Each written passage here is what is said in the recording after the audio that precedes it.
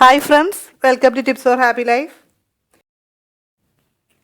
ഇന്ന് നമുക്ക് കിട്ടുന്ന ഒട്ടുമിക്ക പച്ചക്കറികളും പഴവർഗ്ഗങ്ങളും അന്യ സംസ്ഥാനങ്ങളിൽ നിന്ന് വരുന്നവയാണ്. വിൽപ്പനയ്ക്കായിട്ട് കൃഷി ചെയ്യുന്ന ഉൽപ്പന്നങ്ങൾ എല്ലാം തന്നെ വിഷമടിച്ചാണ് വളർത്തിയെടുക്കുന്നത്. അതിൻ്റെ കാരണം പ്രധാനമായിട്ടും കച്ചവടക്കാർ ലക്ഷ്യമിടുക ലാഭമാണ്.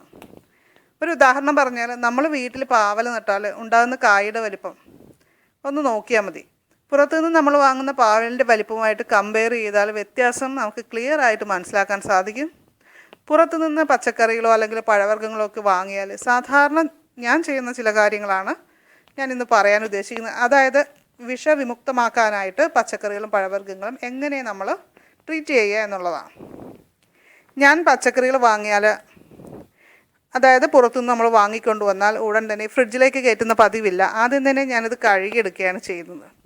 ഒരു വലിയ പാത്രത്തിൽ വെള്ളമെടുത്ത് അതിലൊരു സ്പൂൺ മഞ്ഞൾപ്പൊടിയോ ഉപ്പോ ചേർത്ത് നന്നായിട്ട് ഇളക്കിയ ശേഷം പച്ചക്കറിയിൽ നമ്മൾ അതിൽ മുക്കി വയ്ക്കുക. സാധിക്കുമെങ്കിൽ ഒന്ന് പ്ലെയിൻ വാട്ടറിൽ കഴുകിയ ശേഷം വിടുകയാണെങ്കിൽ അത്രയും നല്ലത്. ഇത് നമ്മൾ 1 മണിക്കൂർ ഇങ്ങനെ മുക്കി വയ്ക്കണം. അതിനുശേഷം നമുക്കിത് കഴുകിയെടുക്കാം. ഏറ്റവും നല്ലത് ഇളം ചൂടുള്ള വെള്ളത്തിൽ ആണെങ്കിൽ കൂടുതൽ നല്ലത്. ഇപ്പോൾ ചൂടുവെള്ളം ഇല്ലെങ്കിൽ സാധാരണ വെള്ളമായാലും മതി. ഒരു കാര്യം ശ്രദ്ധിക്കുക, ഒരുപാട് ചൂടിലുള്ള വെള്ളം ആവരുത് എന്നുള്ളതാണ്.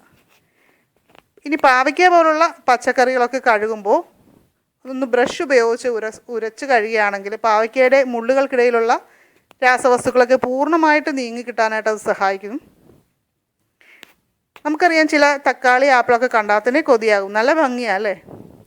വിദേശത്ത് നിന്നൊക്കെ വരുന്ന തക്കാളി ആപ്പിൾ എന്നിവയിലൊക്കെ ആകർഷകത്വം തോന്നിക്കാനായിട്ട് മെഴുക് പുരട്ടാറുണ്ട്. ഒത്തിരി ഗ്ലേസിംഗ് ഒക്കെയുള്ള ഇത്തരം ഫ്രൂട്ട്സ് ഒന്ന് ചുരണ്ടി നോക്കിയാൽ നമുക്ക് സത്യം അറിയാൻ സാധിക്കും. മെഴുക് ഇങ്ങനെ നമുക്ക് ചുരണ്ടി എടുക്കാൻ സാധിക്കും.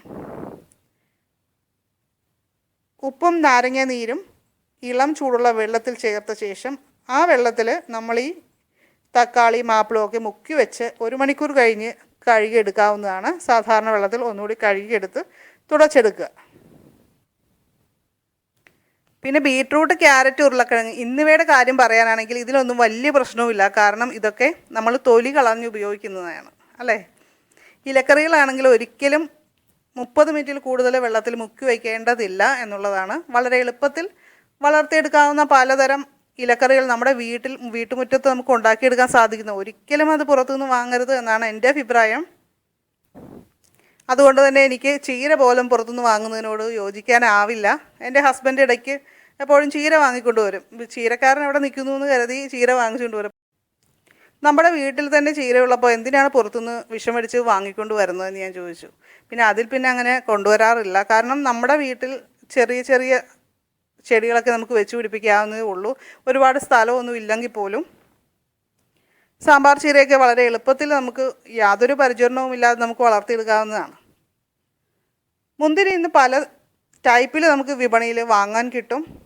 സൂപ്പർ മാർക്കറ്റിലേക്ക് ഒന്ന് പോയാൽ മതി. അവിടെ പല കളറിലുള്ള പല ടൈപ്പ് ഓഫ് മുന്തിരികളൊക്കെ ഉണ്ട്. സീഡ്ലെസ്, സീഡ് ഉള്ളത് ഒന്നും പറയണ്ടല്ലേ. അപ്പോൾ ഏത് തരം മുന്തിരി ആണെങ്കിലും വാങ്ങിക്കൊണ്ട് വന്നാൽ ഉപ്പും ബേക്കിംഗ് പൗഡറും ചേർത്ത വെള്ളത്തിൽ മുക്കി വയ്ക്കുകയോ അല്ലെങ്കിൽ വെള്ളം ആഡ് ചെയ്യാതെ തന്നെ ബേക്കിംഗ് പൗഡറും ഉപ്പും മിക്സ് ചെയ്ത് ഇതിൽ പുരട്ടിയ ശേഷം 1/2 മണിക്കൂർ കഴിഞ്ഞ് നന്നായിട്ട് കഴുകിയെടുക്കുക. നന്നായിട്ട് കഴുകിയില്ലെങ്കിൽ മുന്തിരിക്ക് ഉപ്പിൻ്റെ ടേസ്റ്റ് ആയിരിക്കും കേട്ടോ.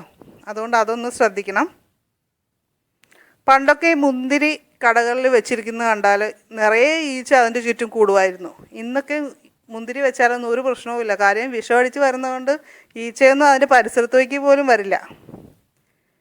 അപ്പോൾ കോമൺ ആയിട്ട് പറഞ്ഞാൽ പച്ചക്കറി, പഴവർഗ്ഗങ്ങൾ എന്നിവയിലെ വിഷം നീക്കാനായിട്ട് യൂസ് ചെയ്യുന്ന ചില മാർഗ്ഗങ്ങൾ ഇനിയും ചിലതൊക്കെ ഉണ്ട്. അതായത് വിനാഗിരി ഉപയോഗിക്കാം, അതുപോലെ തന്നെ വാളൻ പുളി, ബേക്കിംഗ് പൗഡർ, ഉപ്പ്, മഞ്ഞൾപ്പൊടി, ഇങ്ങനെ പല കാര്യങ്ങൾ നമ്മൾ ഉപയോഗിക്കാറുണ്ട്. അതിൽ നമ്മുടെ വീട്ടിൽ ഏതാണോ ആക്സസിബിൾ ആയിട്ടുള്ളോ അത് നമുക്ക് എടുക്കാം. ഇന്ന് ക്യാൻസർ പോലുള്ള രോഗങ്ങളൊക്കെ ഉണ്ടാകുന്നതിൻ്റെ കാരണമായിട്ട് പറയുന്നത് പച്ചക്കറികളിലൂടെ വർഷങ്ങളായി നമ്മുടെ ശരീരത്തിൽ എത്തിക്കൊണ്ടിരിക്കുന്ന വിഷത്തിൻ്റെ അംശമാണ് കാരണമെന്നാണ് പറയുന്നത്. സാധിക്കുന്ന എല്ലാവരും തന്നെ ചെറിയ തോതിലെങ്കിലും കൃഷി ചെയ്യുക. എൻഡോസൾഫാൻ ദുരിതമേഖലയിലെ കുഞ്ഞുങ്ങളുടെ അവസ്ഥയിലേക്ക് നമ്മുടെ നാടും പോയിക്കൊണ്ടിരിക്കുകയാണ്.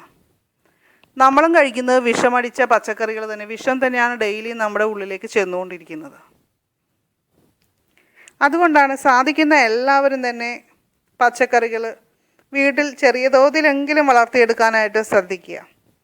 ഈ കറിവേപ്പില, മല്ലിയില ഇതൊക്കെയാണ് ഏറ്റവും കൂടുതൽ വിഷമടിച്ച് നമ്മുടെ നാട്ടിലേക്ക് എത്തിക്കൊണ്ടിരിക്കുന്നത്. കാരണം സൂപ്പർ മാർക്കറ്റുകളിലൊക്കെ പച്ചക്കറി സെക്ഷനിൽ ഒന്ന് ശ്രദ്ധിച്ചാൽ നിങ്ങൾക്ക് തന്നെ മനസ്സിലാകും. അവിടെ പച്ചക്കറികളുടെ കൂട്ടത്തിൽ തന്നെ പച്ചക്കറികളിലെ വിഷം കളയാനുള്ള പ്രൊഡക്റ്റ് കൂടി സെയിൽ ചെയ്യാനായിട്ട് അവിടെ വെച്ചിട്ടുണ്ടാകും. അതിൽ നിന്ന് നമുക്ക് മനസ്സിലാക്കാം ഈ പച്ചക്കറി എല്ലാം വിഷമാണെന്നുള്ളതിൻ്റെ 100% പ്രൂഫാണത്. നമ്മുടെ അടുക്കള തോട്ടത്തിൽ വളർത്താൻ സാധിക്കുന്ന അല്ലെങ്കിൽ നിങ്ങൾ വളർത്തുന്ന പച്ചക്കറികൾ, പഴവർഗ്ഗങ്ങൾ തീർച്ചയായിട്ടും കമൻറ്റ് ചെയ്യുക. എനിക്ക് കൃഷി എന്ന് വെച്ചാൽ ജീവനാണ്.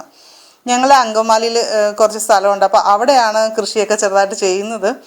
അവിടുത്തെ വാഴക്കുലയും അതുപോലെ കുരുമുളകും പപ്പയും പച്ചമുളകും ഒക്കെ പറിച്ചുകൊണ്ട് വരുമ്പോൾ വിഷമടിച്ചത് കഴിക്കേണ്ടല്ലോ എന്ന ആശ്വാസം മാത്രമല്ല, മനസ്സിനൊരു സന്തോഷം കൂടിയാണ്. കൊച്ചിയിൽ ഇവിടെ കൃഷി ചെയ്യാനുള്ള വലിയ സ്പേസ് ഒന്നുമില്ല, എങ്കിലും ഉള്ള സ്ഥലത്ത് കൂർക്കയും കറിവേപ്പും ചീരയും പച്ചമുളകും ഒക്കെ ഞാൻ വളർത്തുന്നുണ്ട്. പിന്നെ ഒരു ബഡ് നാരകമുണ്ട്, ഒരു വാഴ വെച്ചിട്ടുണ്ട്. അങ്ങനെ ഉള്ള സ്ഥലത്ത് ഓണം പോലെ, അതാണ് ഇവിടുത്തെ അവസ്ഥ. ഡെയിലി നമുക്ക് ആവശ്യമുള്ള കറിവേപ്പ് പോലുള്ള കാര്യങ്ങൾ തീർച്ചയായിട്ടും ഒട്ടും സ്ഥലമില്ലെങ്കിൽ പോലും ഫ്ലാറ്റിൽ വരെ വെച്ച് പിടിപ്പിക്കാവുന്നതല്ലേ ഉള്ളൂ. ഇതുവരെ നമ്മുടെ ചാനൽ സബ്സ്ക്രൈബ് ചെയ്തിട്ടില്ലാത്തവർ ഇന്ന് തന്നെ ഈ വീഡിയോയുടെ താഴെ കാണുന്ന സബ്സ്ക്രൈബ് എന്ന ബട്ടണിൽ ക്ലിക്ക് ചെയ്യുക. അപ്പോൾ നിങ്ങൾക്ക് ഈ വീഡിയോ ഉപകാരപ്രദമായി തോന്നിയാൽ തീർച്ചയായും ലൈക്ക് ചെയ്യുക. അതുപോലെ തന്നെ നിങ്ങളുടെ ഫ്രണ്ട്സിന് ഇത് ഷെയർ ചെയ്ത് കൊടുക്കാനും മറക്കരുത്. ഇത്തരം ഉപകാരപ്രദമായ വീഡിയോസ് മറ്റുള്ളവരിലേക്ക് എത്തിക്കുക. അപ്പോൾ ഒരു പുതിയ അറിവുമായിട്ട് വീണ്ടും കാണും വരെ എല്ലാവർക്കും നന്ദി, നമസ്കാരം.